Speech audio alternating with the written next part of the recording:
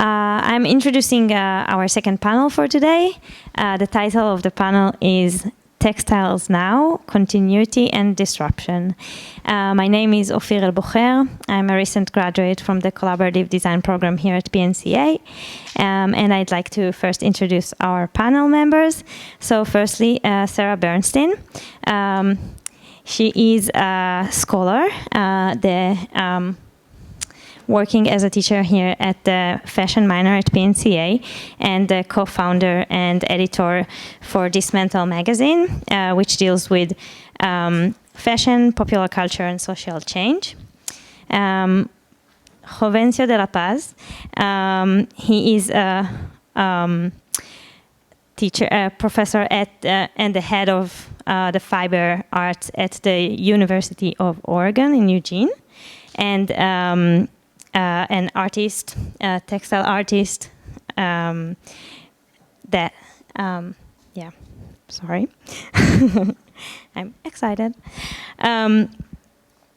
Okay, I'll introduce Alison Herrier, professor at Portland State University at the Arts Department, and the costume designer, has worked and exhibited all over the world, right? Nationally and internationally. And Tricia Langman, who is a textile designer and co-founder of Punky Svuji. I'm sorry. And she works with the United Nations and volunteer with the Ghana Fashion Board in West Africa. All right, that was my introduction, my short introduction. We're going to talk today about contemporary work in textiles, and we have a really beautiful range of practices involving textiles, fashion, and culture.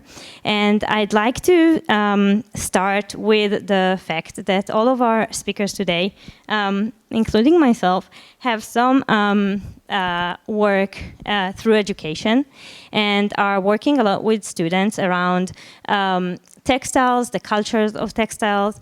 And I want to start with that because I think there's something really interesting happening when we pass on our knowledge of textiles and any sorts of knowledge to, first of all, younger generations, but in any other way. Textiles are a form of art that was passed from a person to person, and working in education in this world today is actually a very interesting situation. We have here representations of different organizations, the University of Oregon, Pacific Northwest College of Art, the Portland Institute, and Portland State University. And in each case, we have pretty much multidisciplinary situations of students. And I think that's a really good place to start talking about continuity and disruption, because when we teach and work in education, we immediately take something that was already given to us, take some traditions, some histories, and pass them along.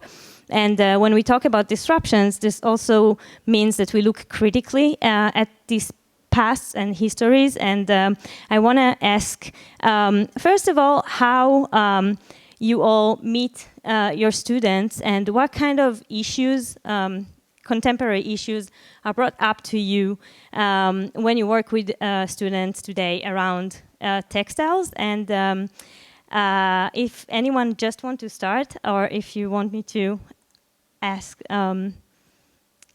Yeah, thank you. Just, yeah. On and on and on, okay. That looks good, okay. How about that? Yeah. Okay.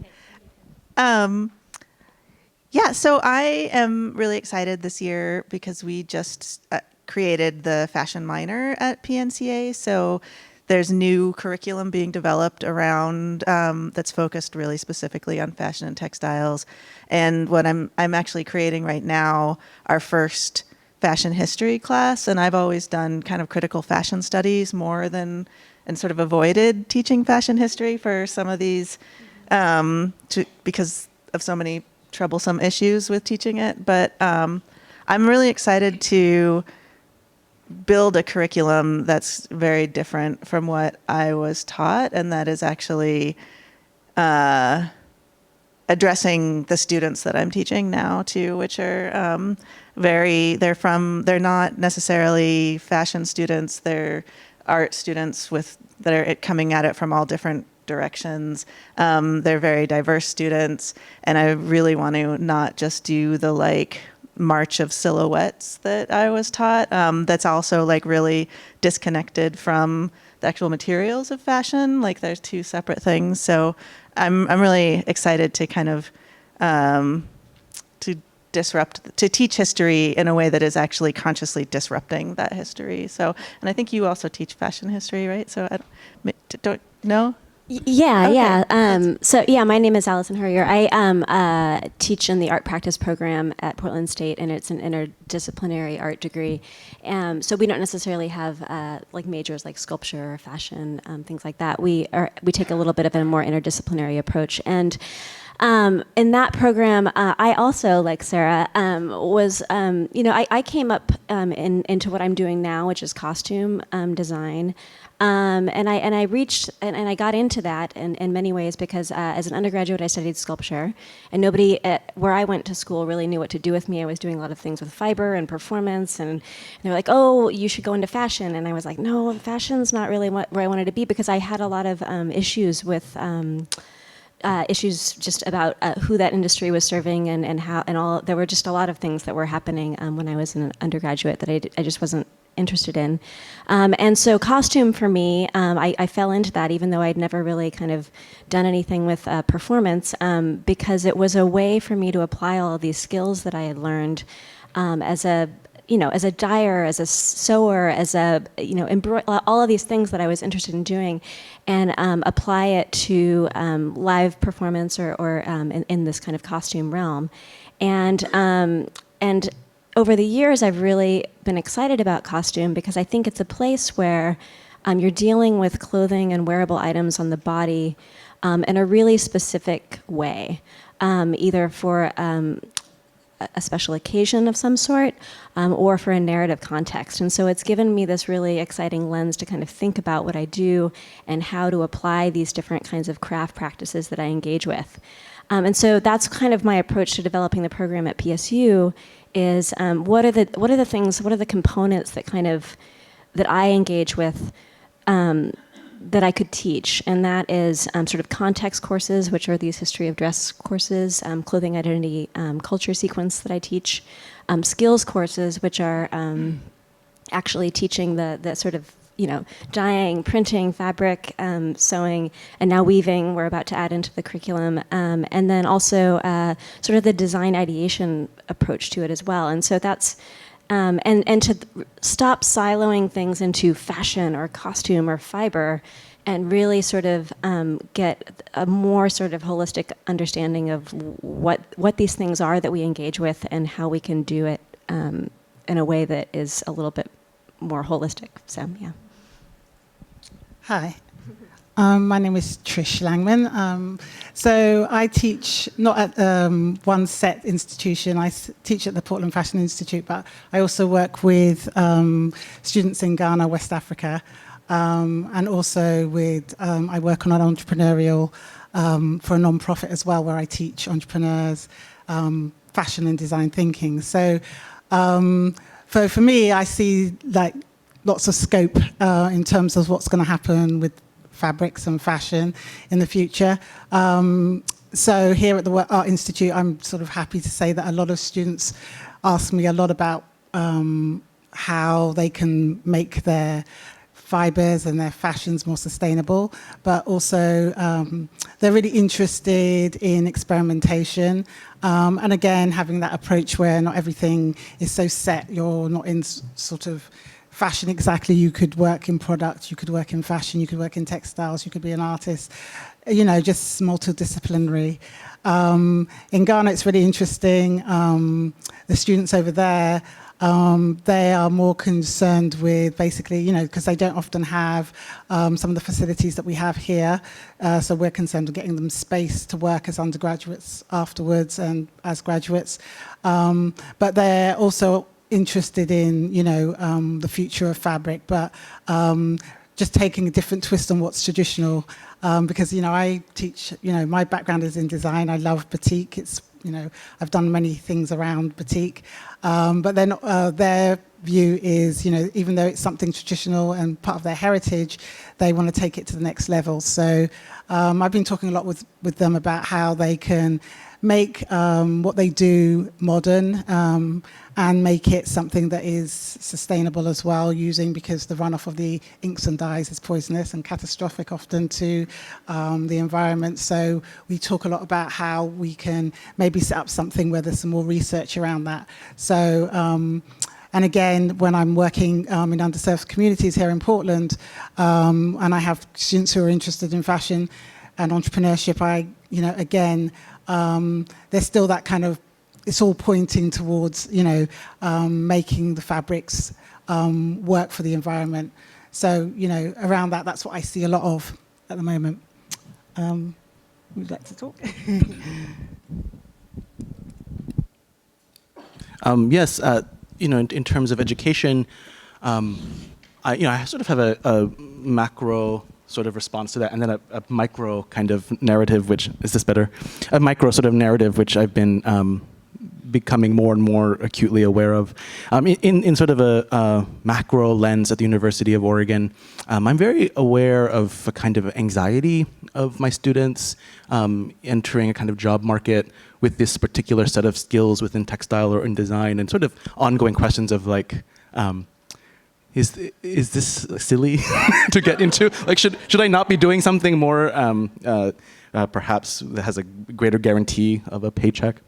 So that anxiety is quite interesting as a everything that I teach, I can sense them evaluating in terms of how can I translate this into something that will be sustainable for my life, and I mean very, very practical, sort of basic sort of ways, and so that's quite. I think maybe we all experience that for sure, and that's true probably in any sort of educational context in terms of higher education, but then more acutely at the University of Oregon, I encounter a very, very an increasingly large immigrant population, particularly from China, Korea, and that these students, and then also, of course, within North America, Central America, sort of first generation students who are like the first student that a family is sending to university, so that there's this pressure not only of how to sustain their own life, but in many ways, an investment has been made in this student to take care of a family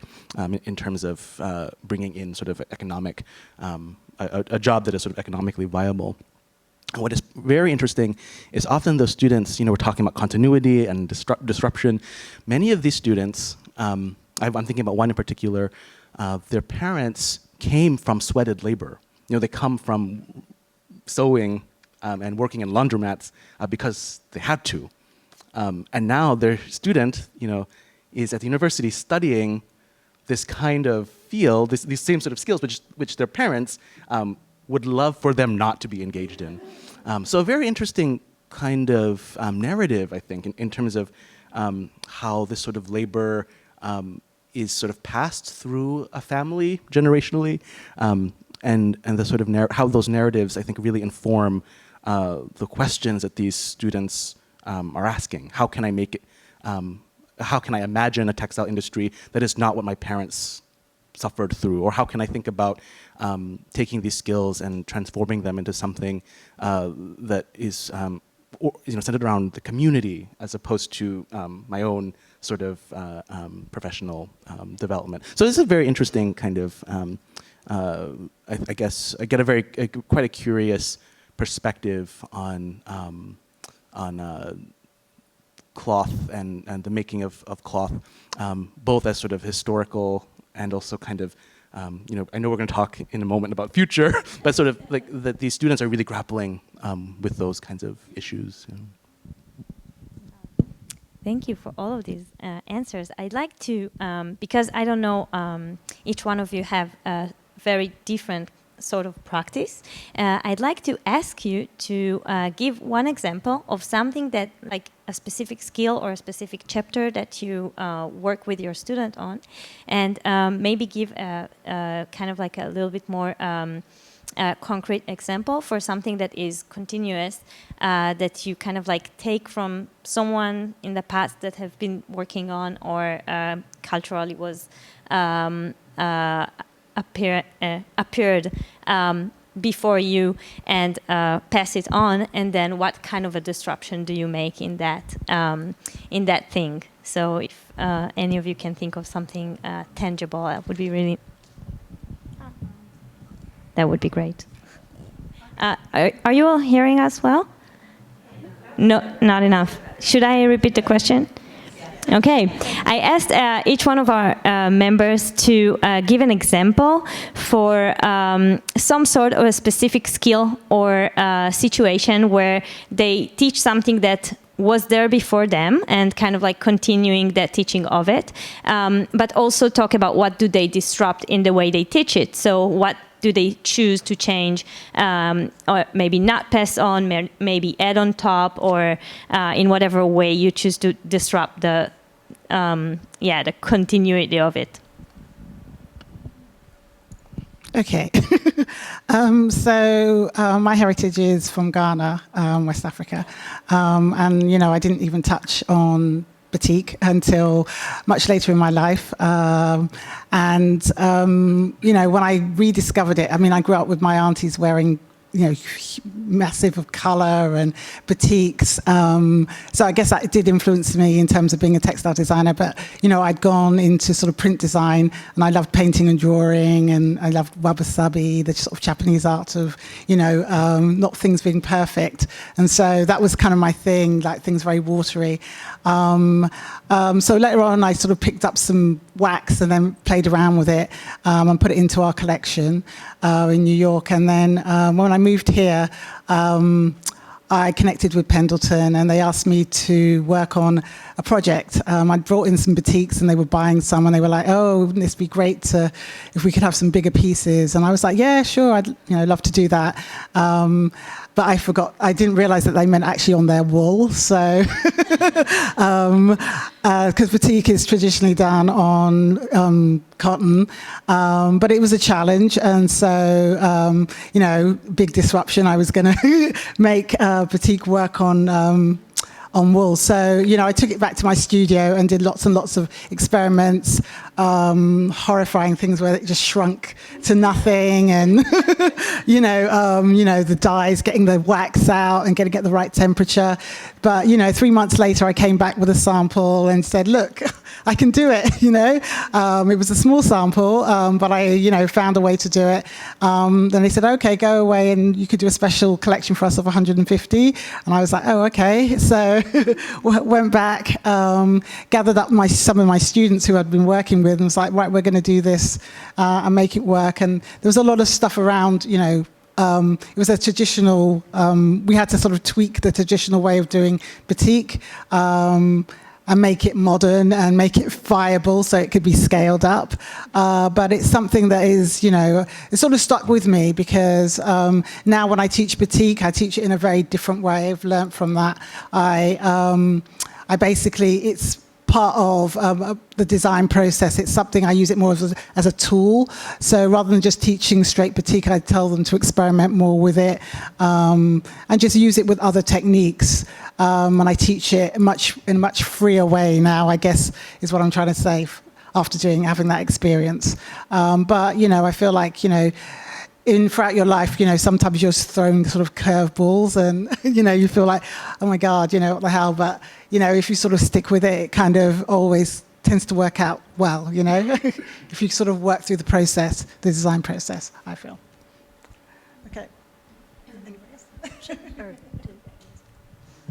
Oh, yeah, I think I think costume is a really body-specific process, unlike fashion where you're oftentimes kind of designing for a size 8 or size 10 and then finding people to fit into the garments. Costume, we're always working with very different different bodies, and so that's a skill set that I bring into really both my design practice and my making process. And the project that comes to mind is my collaborations with Santiago Ferrero, who is a Colombian photographer. He self-identifies as a little person, and he's a very good friend of mine. And he and I, over the years, have really we've done a series of photo collaborations in which we're looking at his body and the specific proportions of his body, and using that to kind of comment on a number of different things, but specifically with the Olympic Games, this idea of ideal proportions and forms, and masculinity and virility. And that specific collaboration, we were doing these almost Sports Illustrated style kind of photo shoots that were of these imagined Olympic costumes for him. So that's an example of what I pretty much do every day, which is to think about the body and the story context of what I'm working with, and then creating around that. And then in terms of how that sort of translates into teaching, I think that's something that is really exciting that my students are kind of bringing interest-wise in, is that they don't, I would say my students have a really different sense of the body than when I was going into school. Gender is the thing I think that is the biggest sort of point of difference. Everything that we, when I was sort of taking fashion classes, everything was highly gendered, and my students don't make those distinctions really anymore. And many of them are, the way that they're approaching it, whether it's through performance art and commenting on this, or creating their own sort of fashion lines that are addressing this, they're very interested in learning how to create and design for bodies that are not represented in the fashion conversation. So that's just something in terms of like where the costume kind of skill set is really playing into the classroom.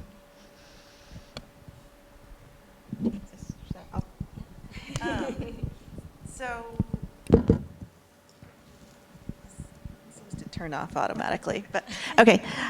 So I'm, I guess, a little bit different because I don't actually make stuff. I'm a historian and scholar and writer, but I was thinking about teaching fashion history and teaching where this stuff comes from. And I actually, when I was in college, I didn't know you could study fashion history. I didn't know that was a thing. So I actually came from a literature background. That I got my undergraduate degree in English. And then when I went to do my master's degree in costume studies and was being taught fashion history in this very, traditional Eurocentric, like it starts in, you start in Greece and then you go up to Italy and then you jump over to Spain and, that whole thing. I noticed, because I had gotten my degree in English and, this other whole liberal arts education, that I was being told the same story over and over again, and that the story of fashion history is not... It's not a neutral story, right? That it's that itself is trying to create a certain kind of history and a certain kind of subject. So when I started teaching fashion history, I started teaching it as not as like this is a series of facts and a chronology, but this is a story we're being told, and it's just one story. And how can we kind of change that a little bit? So you tell the story, but you also tell like what the gaps in it are. And what I was thinking about is that one of the things I do in my fashion studies class, one of the projects we do is fashion autoethnography. So the final project for my students is that they look at, we talk about these sort of larger structures like race and class and gender and ability and all of these things. And this sort of general kind of chronology of fashion that we keep being told over and over again. And they take some aspect of their own experience that relates to fashion and put it in this kind of critical historical lens, so that they're kind of creating their own story, like disrupting the story through their own experience, and also seeing how their own experience is shaped by these larger historical narratives. So, and it's been wonderful, and they've done the most incredible. I love how much I learn from them. It's amazing. So yeah. Do you want to have a go? Or? Should I? Yeah, what Sarah was describing is really resonant for me. Primarily, I was trained in a really, I'd say, traditional kind of weaving curriculum. It was very it was very regimented and very skill oriented, and I was very lucky to have sort of a variety of weaving teachers throughout my life, and they each sort of bring different kind of perspectives to sort of the historical, the sort of what we're describing as maybe the continuity of that craft, or the continuity of that history. But as I became a weaving teacher, I was really aware of the curriculum as is skill oriented and often full of gaps in terms of the narratives and history, primarily histories of colonialism that are embedded in those skills. So we learn overshot, and we do your summer, winter sampler, and all of these very I think maybe skills that almost feel like default skills. But actually, there are these histories of colonialism in the Americas, and there are stories about plantation, labor on plantations, are sort of not in any of the textbooks. So I really, with my students, focusing on how to address those sort of embedded narratives of trauma, and how to think about them not as I think there's an extreme and maybe unhelpful version of that. It's like a policing culture around textile, and we can probably talk about that a lot. But also sort of in a more, I think, useful way, sort of understanding that nothing is without that kind of history, and that is very disruptive. And it would be disruptive to people who would rather not discuss those kinds of histories. And it's amazing how, for me, that was I remember that being quite a revelation when I was in undergrad, and for them, it's really obvious that work is really clearly needs to be done. They're so equipped in a way to do that work. So yes, I learned so much from them, and how they sort of totally these the history of any particular fiber you can sort of trace into these quite complex stories of colonialism and empire, and those are very important for them to sort of bring forth to disrupt. Thank you. With all this discussion about education, I feel like we already have such a good landscape of students that are interested in disruption and want to be critical about their practices, but also a really good range of educators doing this work. So that's I was very excited to talk to you all about this. And I want to move to the second kind of theme that I want to talk about, still under this idea of continuity and disruption. And I want to dive a little bit into the craft itself. And when I talk about craft, we have people here that work specifically with materialistic crafts, but also writing as a craft, and of course batik and weaving and costume design, or even pattern making and fashion design. We have a really nice range of crafts that we are all working with. And I want to ask you really, you already mentioned a little bit, Tricia, you mostly were talking specifically about the disruption in the craft that you were giving example about. So I want to continue into that and see what kind of disruptions arrived in the very craft that you're making, and here really not as teachers, but more as working artists and scholars. So yeah, if you could give us maybe a story about a situation like that, similar to the one Tricia shared. I think, Jovencio, you have definitely I've seen your few last body of works that were really in the weave itself that I think would be interesting to talk about. And I know you all have other ideas to share. So yeah, maybe we can start with that. Should I start with what you're saying? Yeah, that's the first thing on my mind. Yeah, I have a really, I inherited quite an amazing and unique weaving program at the University of Oregon. It was originally only a weaving program, and it was only in the last decade or so that we began including textile print, sort of soft sculpture sort of avenues.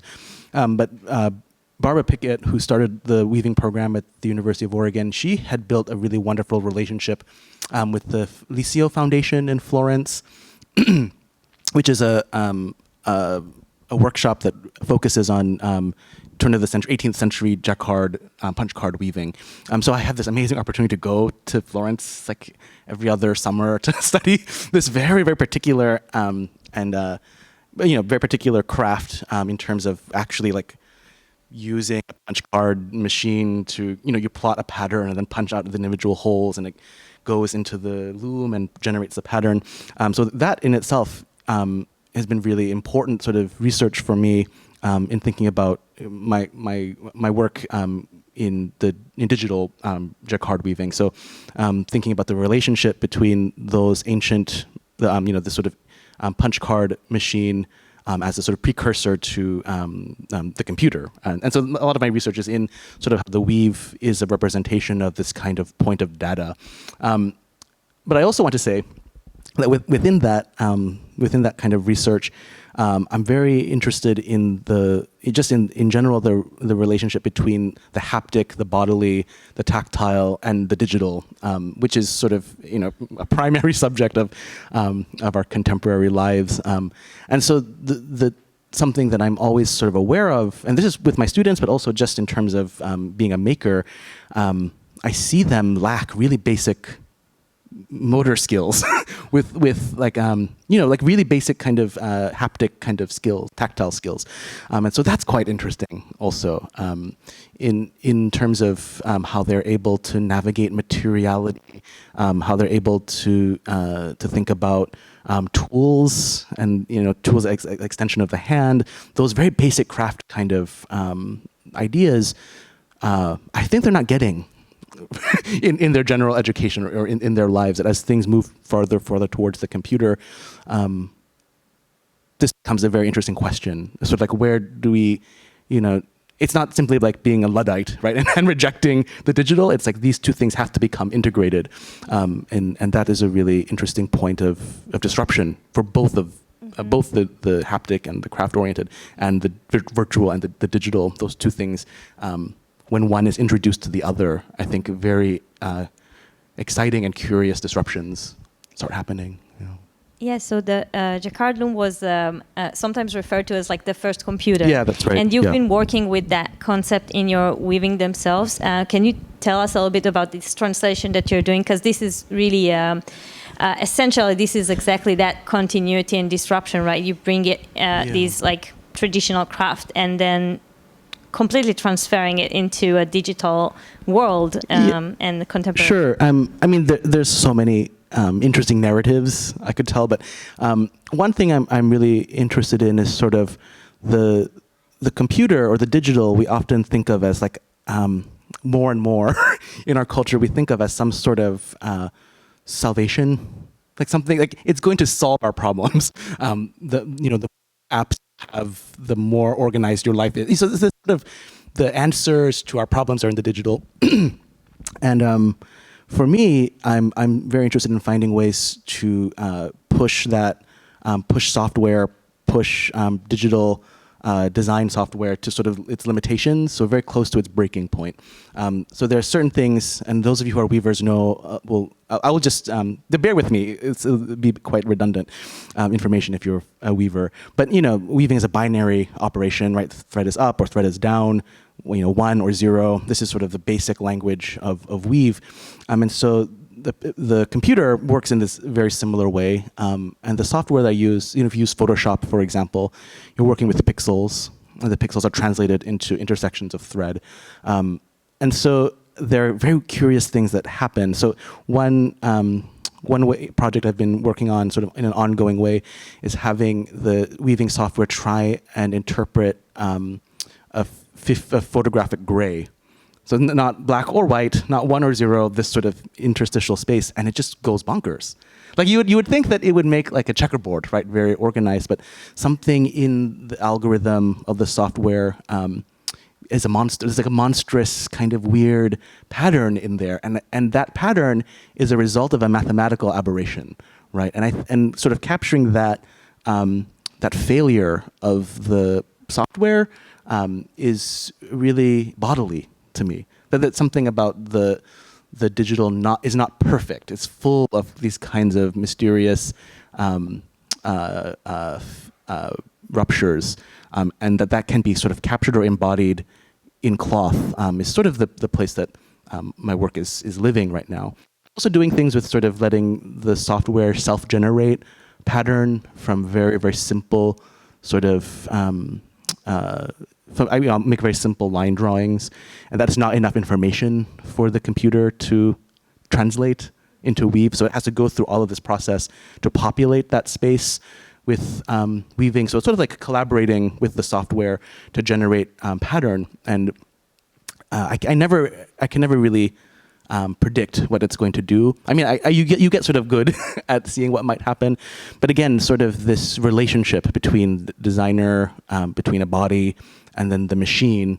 I mean, really, that's actually a very, very fundamental history of weaving, right? It's about a technology and our interaction with it, and so I feel that there's a continuity there, right? So like, it's not that the digital weaving is somehow uprooting or dismissing the traditional history. It's sort of like, oh, all technologies are like this. At every generation, we sort of interact with a machine and have to figure out how to live with it, and that's sort of where my practice is at the moment. If I can spark some idea for you, Sarah, I know you've worked with revivals lately. That was your current research, and I think that in itself, the work you're doing with that is really sparking that. What comes back? How does it come back? What does it mean when it comes back? And that sort of thought about continuity and how is it disrupted or not? I think that would be interesting. Sure. Yeah. There we go. Yeah. My work recently I've been doing a lot of research and writing on fashion revivals.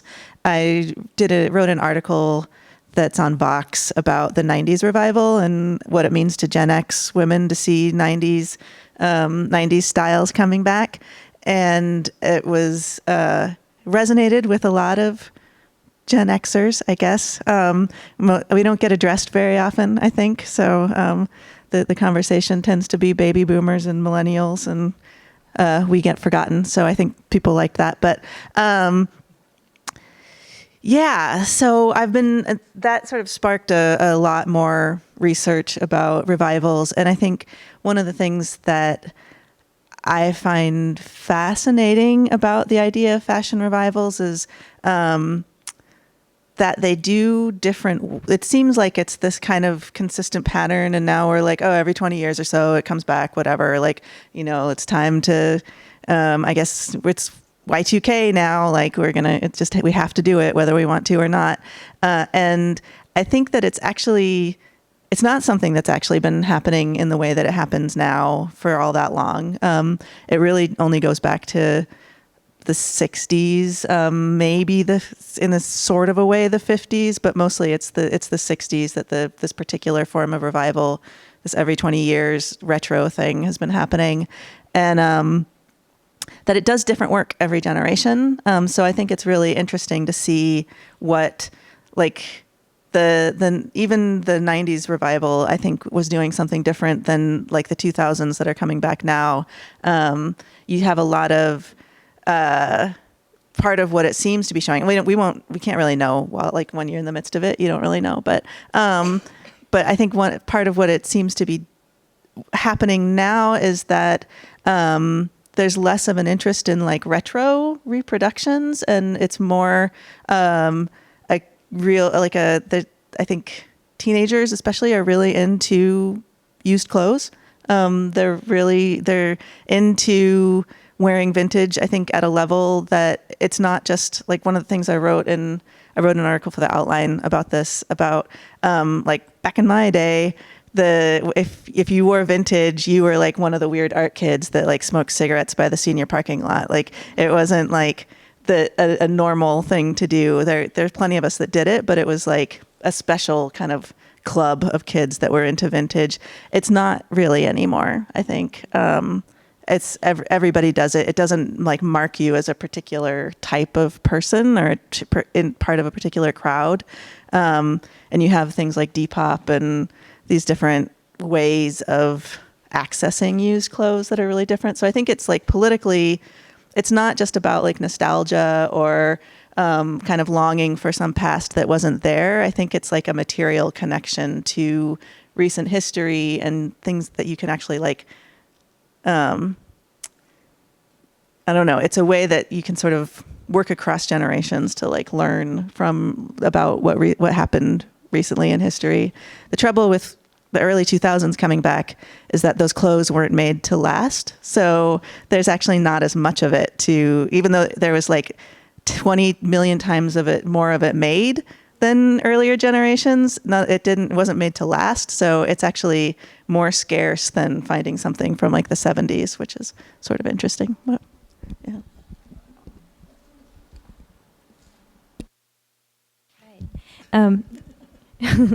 Sorry. Tricia, I want to go, you shared one story about your craft being continuous and disruptive at the same time. And I was curious if some of your research, like more of your personal research around crafts, if you have some example around that. I don't know if you have another one, but I'm curious.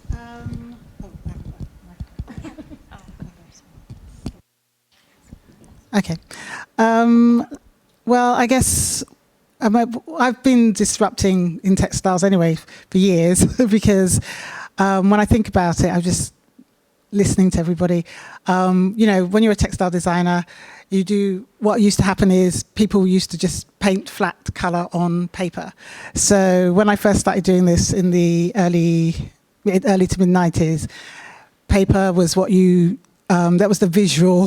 That was the visual that you gave to the designer. It'd be flat gouache, and you would paint it onto that piece of paper, even though it was fabric that we were doing it for. This is what people would bring collections from Europe, and there'd be hundreds of these gouache painted, meticulously painted. Like little bits of florals and paisleys, and it was beautiful. Me and my husband, we set up our company. We were living in this loft that was borrowed from a friend in New York. We didn't have any money. We weren't paying rent because he'd done something with the lease. So we had a big space though. So we decided why we had that option. We would just, why is it that we're working with fabric and everything is done on paper? We couldn't quite get that. So we basically decided, we went out and bought all of this vintage fabric, and we just produced our collection all on fabric. So we embroidered, we printed, we dipped things, and we aged things, we bleached things. And then we just basically put it in a collection and then took it to a show, really feeling good about ourselves. And of course, no one came near us. They were like, what? They looked at our stuff. And, all these people coming from the Midwest and the mills, and they were like, well, we can't use this because we want to separate our color. We want to, be hard for us to give to our designers. What do we do with this? I like it. I'll put it on my wall. And so we were kind of heartbroken a little bit about this, but then a friend of us said, we thought, well, maybe if we went to particular designers, designers who are not wanting to mass produce, but maybe want to do smaller amounts, maybe this might be something viable. So, we were knocked on the door of some big designers with big balls and said to Ralph Lauren, Calvin Klein, Donna Karan, who were the sort of designers at the time, we went in there and showed our collection. They said, oh, you should go higher and show it to this person and this person. So in the end, we ended up, they purchased loads of our stuff. We sent it off to Japan, and they bought like $30,000 worth of our prints, which were all on fabric. And then gradually in New York, we noticed that everybody seemed to be working on fabric because people realized that, it wasn't such a big deal. It could be used as a concept. It could be used as an inspiration as opposed to just, you need to have everything color separated and ready to go. I mean, there were still companies who just wouldn't see us because, they just wanted something flat that they could put straight into production. But there was a lot of people, especially the designers, who would be like, I love seeing your collection. It feels so creative. I use it as a starting point, and then I feel like all the different techniques that I could use to make it go commercial and be viable for everybody. So I guess I'm just saying that, that in that respect, we disrupted the industry a little bit there years ago. That's a wonderful story. Alison, you shared with me your recent passion project about the archive of costume locally. Is that correct? Would you share a little bit about this? Because I think that also holds that idea of things that existed and then you kind of like put yourself in there and make something new out of what was there. So in a way disrupting, but mostly I want to hear what kind of continuity and disruption do you see when you build this archive? Yeah, so you're talking about the clothing archive project, which I'm just getting started on right now. And my interest in this kind of goes back to what Sarah was talking about earlier in terms of some of the problematic things that happen with fashion history. Is that it's often sort of a one-sided history that's skewed towards Western fashion. Also, I think the other thing that I think that you mentioned that was also interesting is that it has this weird place. It's not art history because clothing isn't art. It's it's something that lives in between product and its role in material culture somehow. And its ubiquitousness, at least today, makes that conversation a little bit tricky. And so I think I was really interested in this idea of what there's a lot of things that are going on in clothing, fashion, costume, art. Where do these distinctions sort of happen, and what are we sort of archiving and researching today? And so the clothing archive, it also goes back to, and in fashion history, there is a history starting in medieval times when textiles had a very different meaning. There was a huge amount of value placed on textiles and clothing in that time period versus today where, Goodwill can't actually keep up with the amount of clothing that ends up happening, getting donated. We're in two different places with that in terms of how clothing and textiles kind of exist in our society today. And so the things that tend to get documented or archived are the sort of extreme examples. So, your Metropolitan Museum of Art sort of exhibitions and things like that. So the clothing archive is something that I'm getting started on right now, which is taking this idea of clothing inventories that were happening in the Middle Ages that were essentially done for tax purposes and looking at clothing and textiles as a sort of understanding of one's wealth and identity and status in society, and sort of thinking about that now and what that means today in terms of what do these things that we wear every day say about who we are, and both in an individual sort of individual conversations of identity and then also culture. And so I'm going to be over the next year doing closet inventories of 50 people around Portland, and actually inventorying the closet, looking essentially interviewing and kind of creating a narrative, getting a narrative history understanding of where their clothes come from, how they put together different kinds of outfits and things of that nature, how they costume themselves on a daily basis, and then photographing and exhibiting those in an online archive. I'm basically hoping to get really a much more sort of interesting understanding of where we are as in the kind of clothing, contemporary fashion conversation, but in an everyday way and not in these kinds of extreme runway situations. So. Do you find that Portland have some specific, showcasing something that is unique to this location? Do you think you might be extending this to other cities? Or I'm starting right now in Portland, which is a very specific clothing conversation, and there's a lot going on here. The things that you're going to see even in Portland are very different than the things that you would see in, Corvallis and other parts of Oregon. So, and yeah, I'm actually like, it's something, I think that's the other thing. It was interesting because in the panel that was happening this morning, it just, as Americans, we have we don't have a lot of attachments really to this kind of heritage, or it is something that our identities are really sort of coming from multiple places. And so what does that mean when we think about American identity when it comes to the things that we wear and the kinds of craft traditions that we're archiving and creating? So you mentioned both Goodwill and the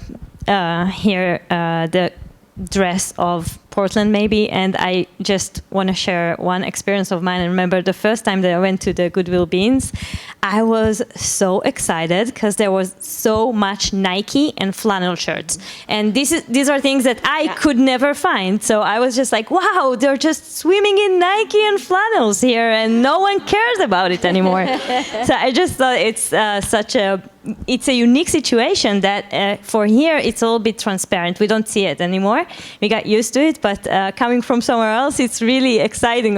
Nike is a precious thing in some places. So just that thought was in my mind.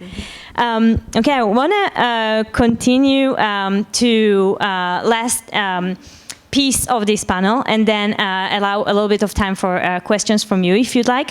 But in this part, I really want to ask about the futures of textiles and leaving it really open, because each one of you have very different ways of how you look to the future. I would first want you to maybe share something that you'd like to talk about and you haven't got the chance yet. And I know that all of you have some little things that you didn't touch yet, but really asking, one, where do you see the future of textile going? What are the current issues that you noticed are going to become more essential to people working in the field of textiles, or also just for the everyday person touching textiles? And then also, I want you to maybe comment a little bit about sustainability and how do you see that specific issue continuing to the future. And also, I know you all are informed by the younger people you work with, so that's also interesting to just see if there's specific things that the more people are young, the more they care about, or anything around that. So, yeah.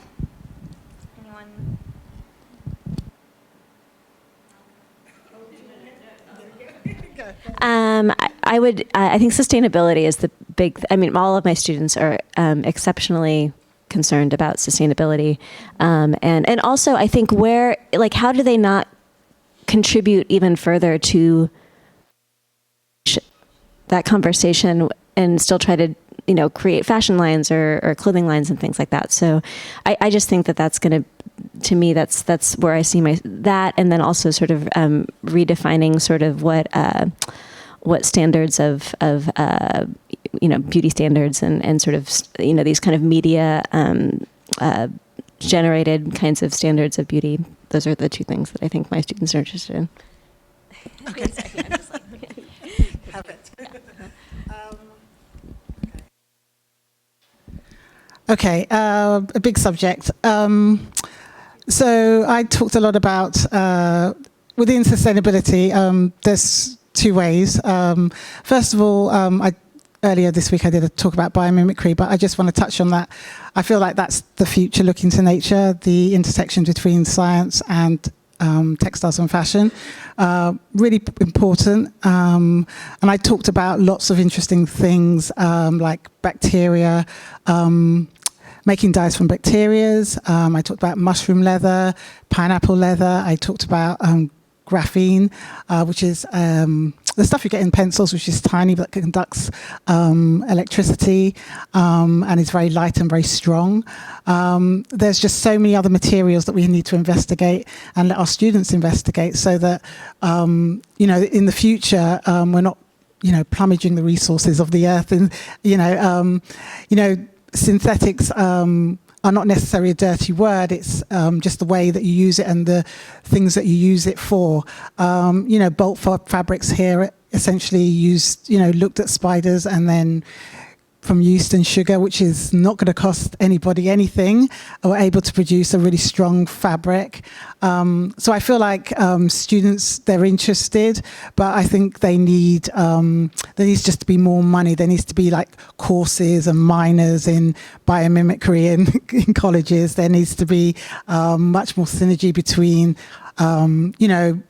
a few centuries ago, art and science kind of were together and they've sort of drifted apart. And even like if you even go further back in the Renaissance, Leonardo da Vinci, I talked about, we've just kind of gone our separate ways, but I think it's time to sort of come together and work together. I think courses in education can certainly do that. My students are asking for it, and I feel like that's the way forward in terms of future fabrics. And just one more word, I work for an NGO called Hecha por Nosotros. So we work with camelids, which is things like llama, alpaca, down in South America. And basically, these are alternative and ancient kind of materials that are very sustainable. Alpaca comes in many different colors. You don't even need to dye it. And again, as I say, dyes are something we really need to address, a different way to make color. And a different way to kind of look at fabric, what's its function. I talked about, fabrics that give you vitamins, fabrics that make you feel good, fabrics that maybe change color. I mean, it's such a big subject, I can't go into all of it, but, just the future of fabrics is so wide and so open. And I feel like everybody's got to, come up and, make their contributions, students, teachers, scientists, everybody. Thanks. So I want to talk a little bit about the future of how we research and have conversations about these issues. I spent 10 years in graduate school learning to be an academic and do a very particular kind of writing. And a couple of years ago, I realized that is not the audience that I want to reach, and it's not the style of writing that I want to do. So I started doing freelance writing for public outlets, which I discovered is no less rigorous at all, requires no less research or citations, or it just requires speaking more clearly, basically. So, and like making your audience want to listen to you. So I think part of the reason that we created Dismantle Magazine, the website, is to think about different ways to educate, research, and nurture these kinds of conversations. It's called Dismantle, so obviously a big part of our project is kind of dismantling hierarchies and boundaries, including, I think, the kinds of hierarchies that are built into educational institutions. So we wanted to have a way to work across the kinds of boundaries that the classroom inherently sets up, and nurture different kinds of writers and different kinds of input. So we take just as seriously writing from a 19-year-old undergraduate as we do a career scholar or an activist or an artist. And our work is to really kind of nurture that. And one of the things that, going back to the revival conversation, the fashion revivals, one of my big points with that research is that fashion revivals are actually the same age as the generation gap. The generation gap is an idea that was invented to kind of keep people fragmented from each other, like that as we became institutionally separated by age and different things like that. But we've been using fashion this whole time to kind of quietly fill that in, because revivals are a way that people kind of work across generations to figure out what just happened.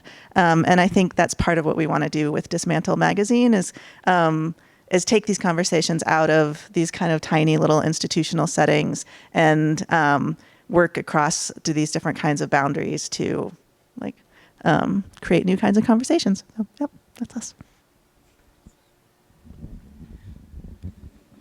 I really only have questions about the future, and as we all do. I think about who gets to be a designer, who gets to be an artist. I think about who has access to technology. I think about the exciting things really about biomimicry and tech in textile, and that the words textile and tech come from the same root. And I spend so much time with I spend a lot of time with programmers and and people who are working with software. My work also, I think, I see it being such an interesting time in which we do a really good job at, or we have been doing, maybe good is a funny word, we've been doing a lot of work in developing our technology. And I wonder about the heart, what is the attitude of the user and the attitude of the maker, the attitude of the programmer, like all of those things, in a way, in terms of sustainability, is not going to be solved by the technology. Even though that is our primary tool, it seems like I think we very easily forget about what is the human element of that conversation, and that's a really I don't have any answer for that, but sort of like, how do we begin thinking about our relationships, both in terms of each other, but of course the planet. Those things aren't easily solved, I think, in a laboratory. There's some other kind of element that has to emerge for us to be able to survive in the next sort of epoch. And what role textile plays in that, I'm super excited to see. But it's definitely, as people have been describing, can't be siloed off from agriculture, or it can't be siloed off from the petrol industry, or any of the other sort of markets or terrains of thought that are at play in our society. What else? Was there another part to the question that? Yeah, I mean, and then maybe in a more specific way, how can we start teaching that? What are the strategies to sort of begin with education? And I mean, from pre-K all the way through higher education, this linked kind of development of a person. How do we, that it's not the responsibility of just teachers or just parents. It's like this whole kind of collaborative effort. That's where the future is, and I don't know. Yeah, it seems like there's definitely a thread between you all about some interdisciplinary approaches and holistic view that is coming and becoming greater and greater in the way we research, work, and educate as well. I want to see if we have a little bit of time for questions. If anyone wants to, I'll come with the mic to the crowd.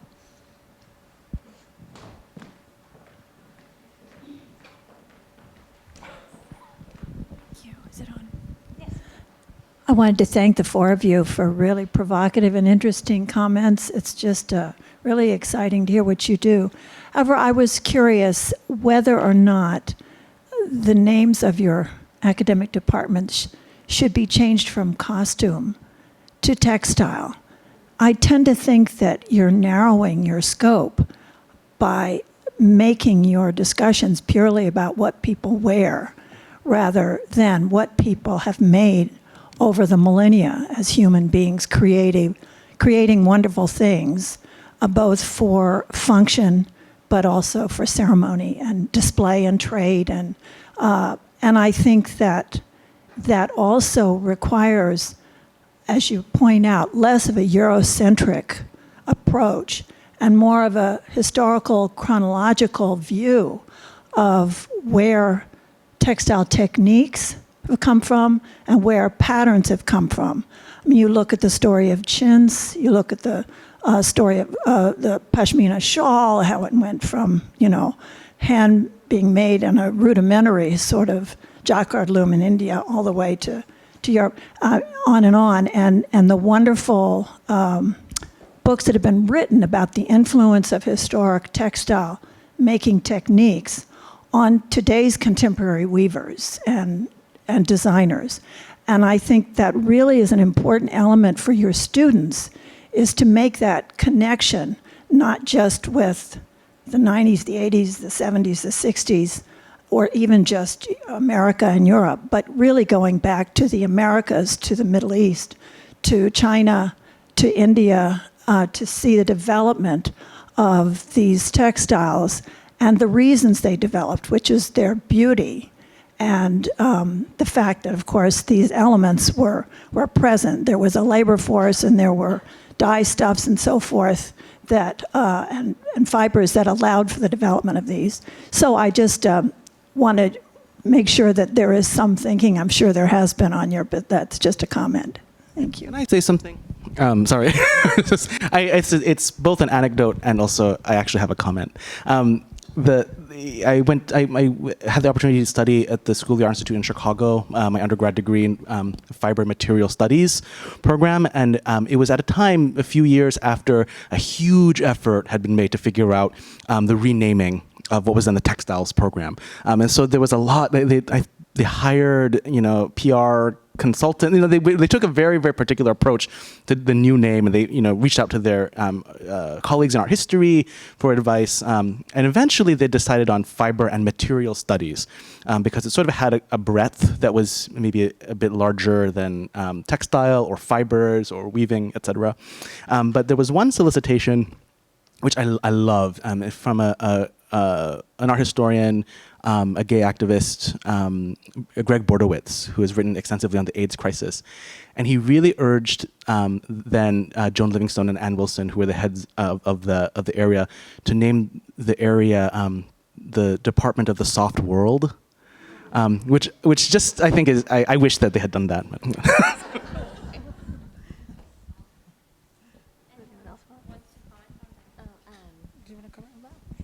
Yeah, and thank you for that question and that recommendation. And I think one thing I just wanted to note, I come at it from my practice from costume, but the program that I teach and I'm sort of heading up, it is the textile arts program, and the way that we're sort of teaching all of the skill sets, dyeing, weaving, and we call it fabric and form, are a little bit more inclusive of all sorts of different components that are related to textiles. So yeah, so I definitely hear that, and it is this naming conversation it's a real thing in terms of what you call it and the assumptions that then come into play.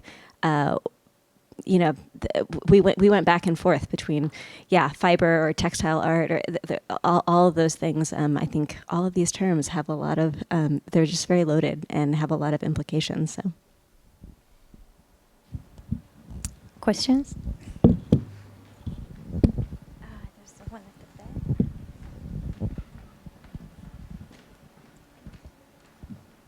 Thank you. Thank you, everyone. This question is for Jovencio. Did I get your name right? You mentioned that you did work with programmers, and I was wondering if that was just within the realm of weaving or something else, and then what your relationship with them is, or what? Yeah, how so and why, and expand. Thank you. It's primarily there are two sort of areas that I'm working on with programmers, and one is to rethink the way in which TC2 Jacquard design software exists, so that the shape of the tool really determines.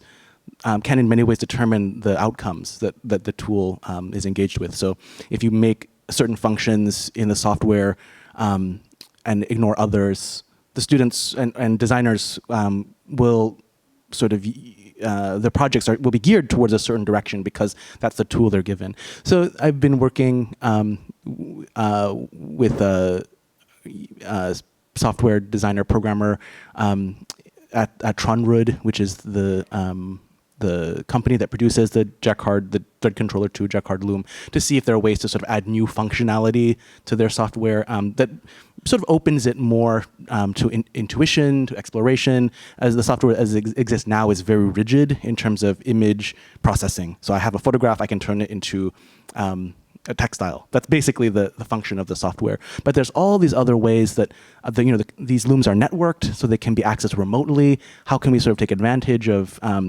live feed information being sent to these looms to produce sort of visualizations of Twitter activity? Anything you can imagine, really. This loom can do, but the tool doesn't exist yet.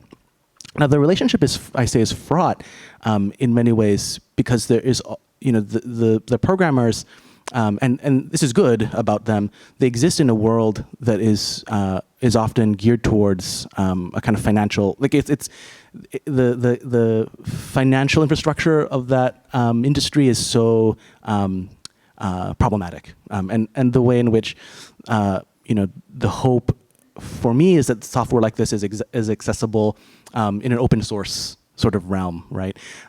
So that this question of who has access to software, who has access to technology, perhaps that can be addressed within the way this sort of software is distributed, and so it's tricky to have that sort of relationship. But it's fascinating in terms of the way software is designed.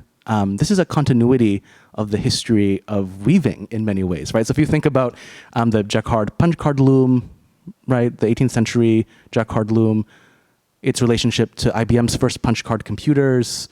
So their brains, I understand in a way, which is really funny. There's between weaving and software, there is a very, very intimate history, I think.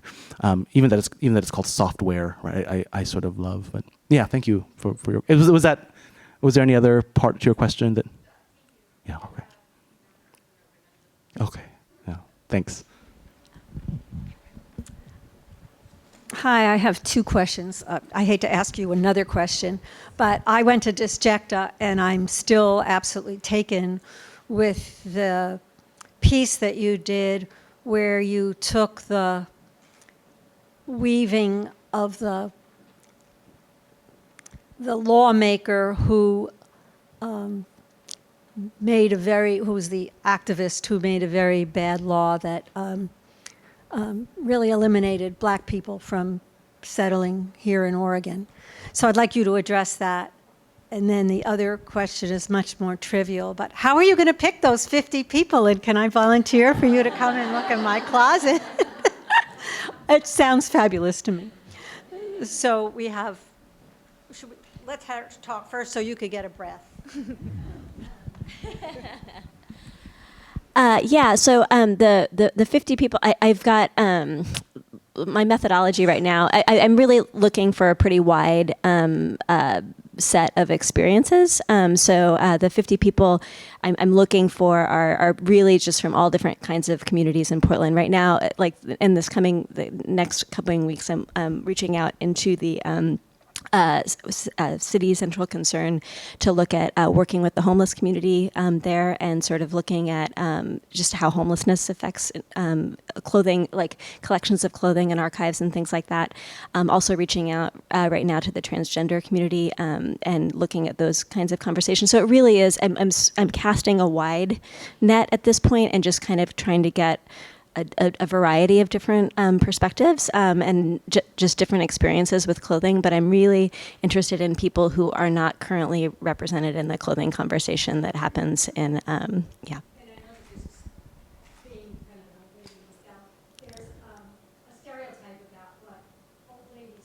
Absolutely, yeah, yes. Yeah. Absolutely. No, and and actually, one of my colleagues in the social and art and social practice is doing all kinds of really exciting and interesting research into into looking at ages. I've got a couple of children that I'm working with as well, and have really thinking about all of the things that go into identity constructs, whether it's age or gender or economic status, but really again sort of trying to cast that as wide as possible. So, and Thank you for going to the biennial exhibition. I have really enjoyed being able to go in the field that I'm in, go antique shopping and call it research. It's like a great joy. But sometimes you encounter a certain object. In a way, the project that you saw at Distracta was sort of the end of like a 4-year. Oh, sure. It's the piece I had encountered. I'd acquired a textile that was attributed to the collection of Peter Hardeman Burnett, who was the lawmaker.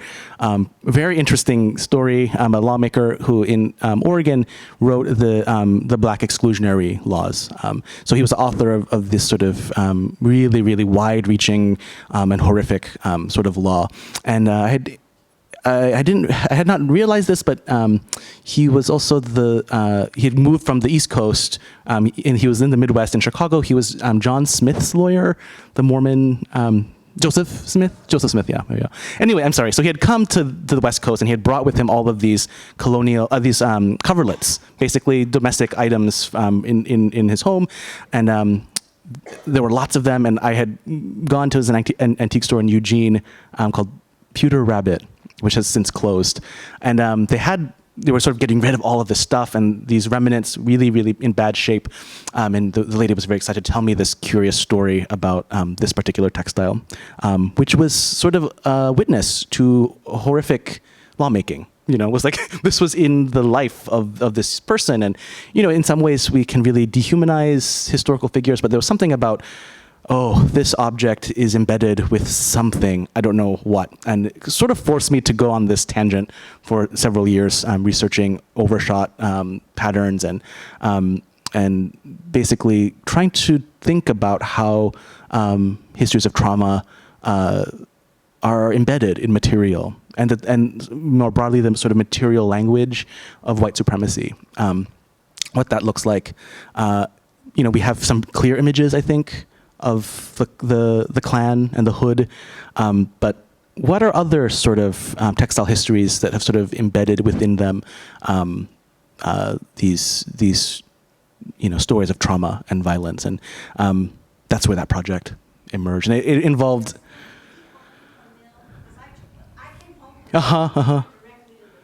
Yeah, sure.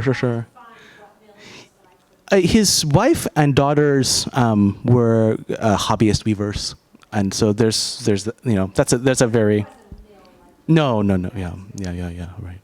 Thank you.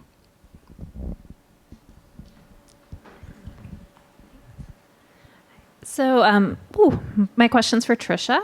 I'm curious about, you said you do teach, but it seems like maybe not in a traditional university setting. I just want to know if you could tell me a little bit about what that teaching process looks like. It seems like I'm gathering it's around special projects or workshops or. Yeah, I mean, I do teach for the Portland Fashion Institute. I do workshops, like all weekend workshops. I do them like four times a year.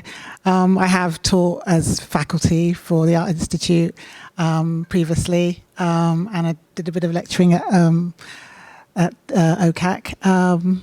But I tend to like doing workshops in different settings, in different countries. It's always really interesting for me. I work with the Ghana Fashion Board, and so I'm an advisor, and so I advise on curriculum in terms of that, and we work via computer, which is kind of interesting, teaching. And I also teach for a non-profit here, called TYE, which is a youth entrepreneur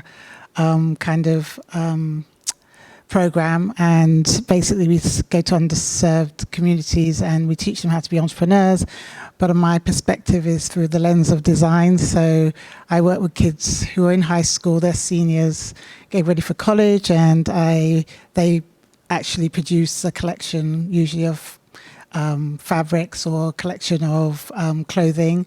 They do other stuff as well, but specifically I help those kids who are interested in design. And then they get grants where they can continue that business. So I also teach adults as well in private workshops. I just like the flexibility to be able to teach in many different ways, because then it kind of informs what I do personally with my work as well. We kind of have to finish. Do you want one last quick question, if that's yeah. Thank you. I do understand the value of using computers, and specifically, I understand that well, they can help us reach people a long way away, and I think that's a really good thing. But I'm really troubled by the way the textile industry and the mass production of clothing has taken us looking at climate change. And I spent many years in different African countries and looking at the water problems and the dyeing of fabric and the terrible pollution that results from that. So Tricia, you are giving me so much hope to look at the model of biomimicry. And can you tell us a little bit how that might save us? Well, like I said, it is a really big subject, but there's so much research around it. There's the Biomimicry Institute, which you can go to online, and she has Janine Bayes. She basically, she's got TED Talks. She set up this institute, and there's a lot of information where you can sort of see what's going on. Lots of, excuse me, lots of companies have actually started research programs around it. I think Speedo have done some suits based on sharks. They've looked at shark skin, and they've seen that how the shark goes faster. Also, that it doesn't have any bacteria on it. So basically, they're thinking of using it in hospitals and in schools to keep things clean, just mimicking what the shark skin looks like. And there's so many other things as well that are going on with, especially my thing is about dyes and inks. I've always wanted to find a sustainable way to scale up dyeing, because, you know, natural dyeing using plants is never scalable because of the heavy metals, and all of the mordants are terrible for the environment if you put that on a big scale. So I think we just have to change as consumers, that maybe like the farm to table local economy that's going on with food, it sort of has to do that with, you know, with textiles. You know, maybe things are much more local and locally made, and that's what you wear, because that's how it used to kind of be. And then maybe you travel, and you do travel, and you get something from that local economy. But I don't think as consumers, I hate that word anyway, because I don't think that should define you, what you buy. But as consumers, we have to just change our habits completely. And I think sustainability needs to be consumer driven. You know, and, you know, people, when I speak to people, everybody is interested. If they could find a way to make something sustainable, or they would, and cost effective, people would do it. And I feel biomimicry is the way, because you're using natural resources, and it's often much cheaper, you know, those resources that you're tapping into, you know, using maybe graphene, you're maybe tapping into using bacteria or mycelium, which is just, you know, growing mushroom from mushroom. Yeah. So, you know, it's a way to make it cost effective and accessible to everybody. That's why I love it so much. You know, it's, you know, and I feel that that's something that textile designers would get excited about. I'm excited about dyes made from bacteria and the colors that you could get. I mean, it's, you know, algae, and seeing what you could make a printable ink from it. You know, for me, that's exciting, and it'd be exciting for the students to get the opportunity to play with these things as well. And it speaks to what you were telling us about how we should go back to the Renaissance idea. Yeah. Yes, exactly. Yeah, yeah. Well, I don't know where it split off, but yeah. But there was a time when those two things were interlinked. You were a scientist, but you were also an artist. Like, Leonardo da Vinci, you know. Yeah, it doesn't need to, yeah. That's great for mass production. Yeah. Maybe we here are interested in this kind of production. Yes, exactly. Exactly. Yeah. So yeah, I mean, to me, that's the way forward. Thank you everyone for being here, and thank you for all our panel members. That was really enlightening and inspiring. I want to announce the last part of our day today. It's going to be a Pachacucha competition of 4 presentations. Each one is only 6 minutes, so it's going to be very quick and effective, we hope. And of course, there's a winner too, so the vote for the winner is in the hands of the audience. So we really encourage you all to stay for that. And we have now about 15 to 30 minutes to just informal mingling and get to introduce and talk with each other for those of you who want to do that. So that's it. Thank you so much. And thank you all.